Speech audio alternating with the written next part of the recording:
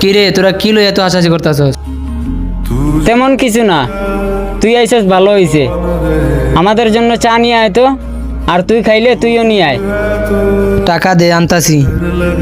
কেন, কি হয়েছে? তোর কাছে কি টাকা নাই? তুই একদিন আমাদেরকে খাওয়াইতে পারস না? সব সময় তোরে কি আমরা খাওয়াবো বেটা? আরে বেটা বাদ দেস না। এ বেটা চুপ থাকতো। হে বন্ধু হয়েছে দেখে কি তারা সবসময় খাওয়ানি লাগবো? হে শখ কইরা একটা দিন 10টা টাকা খাওয়ায় না। এ বেটা তুই খালি পকেটে আমাদের সঙ্গে তাকস, তোর কি শরম করে না?